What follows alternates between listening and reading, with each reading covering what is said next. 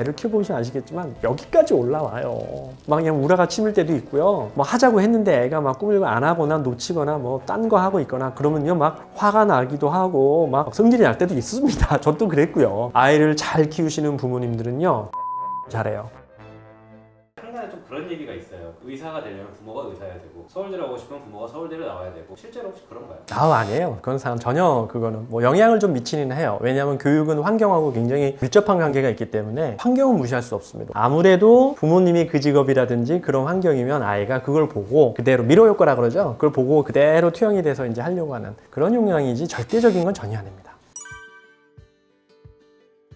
절대 감정적이지 않다라는 게 이게 무슨 말이냐면 감정의 동요가 즉흥적으로 갑작스럽게 예기치 못하게 스케줄을 바꾼다든지 아니면은 뭔가 남한테 얘기를 듣고 더 좋은 학원이 있다 그래서 갑자기 학원을 바꾼다든지 그런 여러 가지 그 루틴을 유지한다는 건 보통 일이 아니거든요. 실제로 감정적이지가 않고 굉장히 그 평정심이라고 하죠. 아이를 대할 때 톤도 조절도 잘하고 왜냐면은 애를 키워보시면 아시겠지만 여기까지 올라와요. 막 그냥 우라가 치밀 때도 있고요. 뭐 하자고 했는데 애가 막 꾸밀고 안 하거나 놓치거나 뭐 딴 거 하고 있거나 그러면요 막 화가 나기도 하고 막 성질이 날 때도 있습니다. 저도 그랬고요. 그런데 그럴 때 꾹꾹 참는 거죠. 굉장히 이런 이제 마음 조절을 잘한다라는 거고 두 번째가 기다려 줄 줄 알한다. 먼저 나서면 안 됩니다. 아이들이 굉장히 힘들어하는 게 뭐냐면 뭔가 좀 하려고 마음을 먹고 방에 들어가서 하려고 그럴 때 뒤에서 들려오는 소리 너 공부해야지 라고 할 때 그럴 때 아이들이 갑자기 안 해 라고 하는 마음이 생긴다고 해요. 그런데 아이를 잘 키우시는 부모님들은요 거리감 조절을 잘해요. 톤 조절을 잘해요. 아이들보다 좀 더 오래 기다리고 숨을 좀 이렇게 삼키셔야 됩니다. 기다려줄 줄 알아야 돼요. 그러면 아이들은 합니다. 말씀드렸어요. 어머님들은 굉장히 감각형 현실적인 분들을 순차요 이분들 많다고요. 이분들은 절대 기다려주지 않거든요. 절도 있게 책이 이렇게 쪼개가지고 순서적으로 하기 때문에 명료하게 돼야 됩니다. 근데 아이들은 이게 아니라 그랬어요. 대부분 70% 정도 차지하는 아이들은 이 반대 성향이 되기 때문에 이거 말고 나머지 세 가지가 있다 그랬잖아요. 이 아이들은 이렇지 않거든요. 어머님들이 보시기에 얼마나 아이가 답답하겠어요.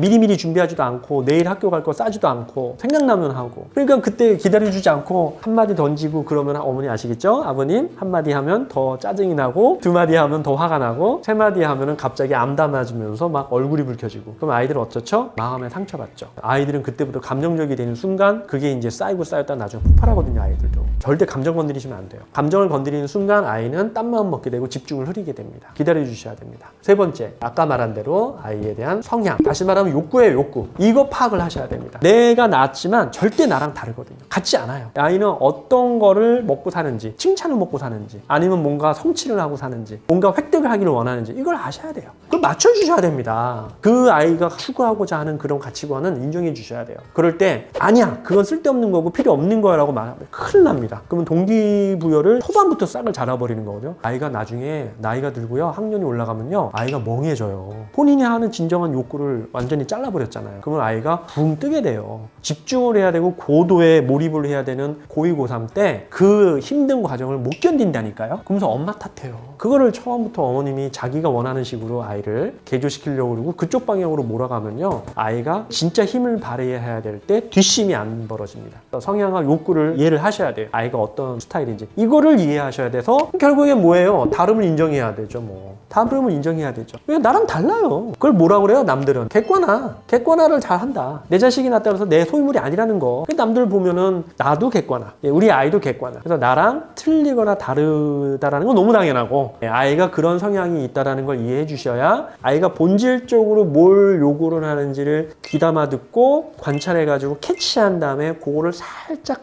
건드려주고 기분 좋게 공부할 수 있도록 비록 내 성에는 안 차지만 그러면요 아이들은요 어느 정도 탄력받고 본격적으로 할 때 치고 나갑니다. 그러면서 이제 꼭 하는 거 비교하지 말아야 되죠. 그리고 반드시 칭찬해야 되죠. 예, 이게 약이에요. 이거 약. 아이들요 예를 들어 뭐 누나가 있는데 너 누나는 이러는데 너는 이러냐고 큰일 납니다. 상처가 아주 그냥 후벼 파는 거죠. 그러면 성질이 나서라도 그거 가지고 자극받아서 나 열심히 공부해서 누나 보란 듯이 나 서울대 갈래 안 그래요. 절대 비교하시면 안 되고 그래서 그럴수록 아이가 가지고 있는 장점을 아주 구체적으로 칭찬해주면서 너는 나한테 소중하고 너는 굉장히 잘 할 수 있는 굉장히 멋진 친구라는 거를 긍정적인 말로 계속 세뇌를 시켜야 돼요. 그리고 그 아이의 어느 정도 욕구가 뭔지를 맞춰줄 수 있게끔 그러면서 기다려주면서 감정적이지 않게 해야 그래야 아이가 완전하게 자기에 대해서 몰입을 해서 성장을 합니다.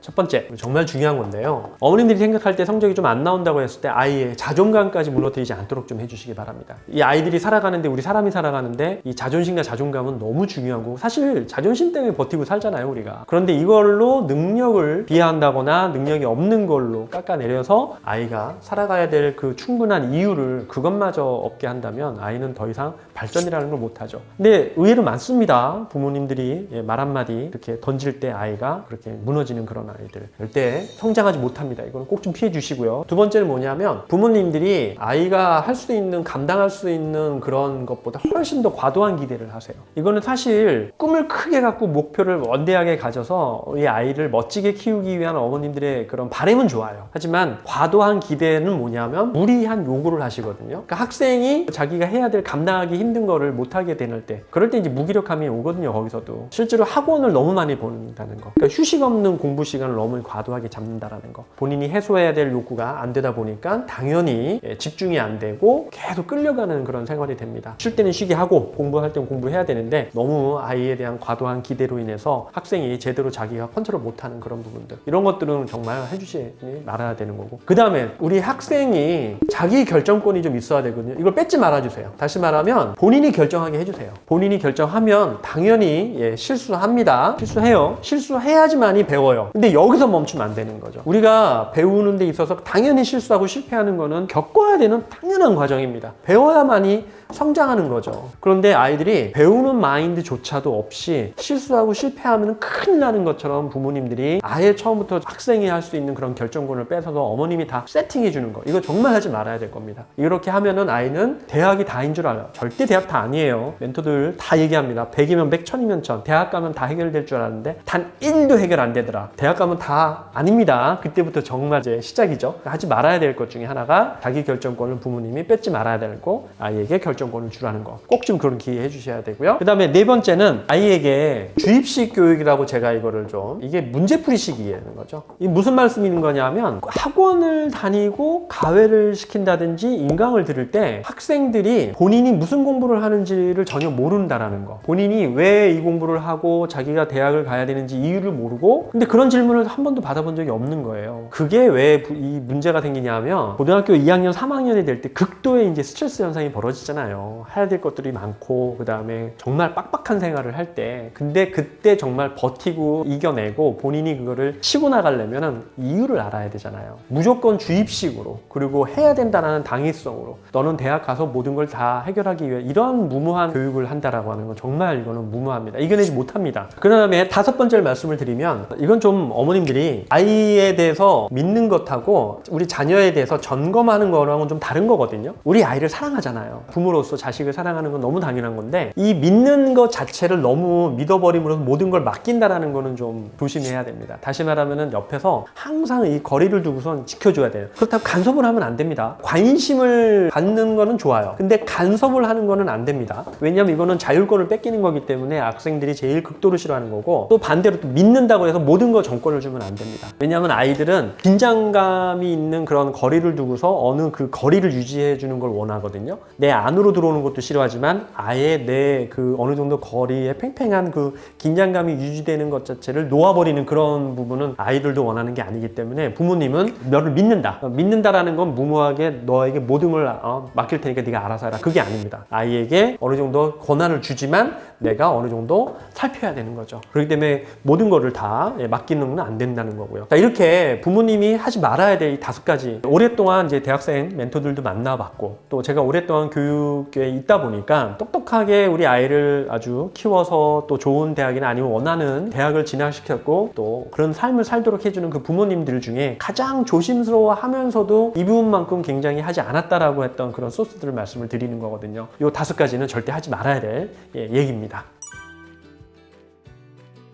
오늘 언제 부모님들한테 우리 자녀를 키울 때 어떻게 하면은 좋은 그런 부모님으로서의 역할을 할 수 있는지 하지 말아야 될 역할을 말씀을 드렸는데 한 가지씩 말씀을 드릴게요. 그 중에서도 가장 중요한 거, 우리 아이는 분명한 거는 꼭 하나 얘기합니다. 아이를 만났더니 우리 아이들도 공부를 다 잘하고 싶어 한대요. 그래서 부모님들한테 효도하고 싶고 자기도 인정받고 싶어 한대요. 그런데 구체적인 방법을 모르겠대요 라고 하는 아이들이 많아요. 자기가 하고 싶어하는, 되고 싶어하는 구체적인 그런 방법도 피드백도 받고 그런 거에 대해서 어머님들이나 아니면 주변 사람으로부터 도움을 받고 싶은데 그거를 우리 누군가가 해줘야 되는데 우리 바로 부모님이거든요. 부모님, 우리 아이들이 무엇을 원하는지, 그리고 우리 아이가 어떤 성향인지, 그리고 우리 아이가 무엇을 위해서 사는지에 대한 부분을 부모님 관점이 아니라 우리 아이의 관점에서 끊임없이 계속 물어보고 살펴보아야 된다는 거, 이런 부분을 꼭 놓치지 말아야 된다는 거 하나. 두 번째, 아이들도요 엄연한 주체적인 인간이잖아요. 간섭받고 부모님들도 누군가로부터 평가를 비난받거나 그러면 굉장히 힘들어하는 것처럼 우리 아이들도 마찬가지. 본인이 비록 지금의 뭔가 공부하는 거에 대해서 부족하더라도 인정해주고 기회가 오면 본인들도 다시 더 잘하고 싶어 한다고 얘기를 합니다. 그러니까 너무 이렇게 감정을 상하게 한다거나 아니면은 아예 자유권을 뺏는다든지 아니면 너무 억지로 한다든지 그렇게 수동적인 삶을 살도록 그렇게 해주면은 아이들은 발전하거나 개선하기가 힘들다라는 거죠. 좀 느긋하게 보시고 부모님이 그렇게 좀 기다려 주시면 아이들은 충분히 성공하고 성장할 수 있다는 겁니다.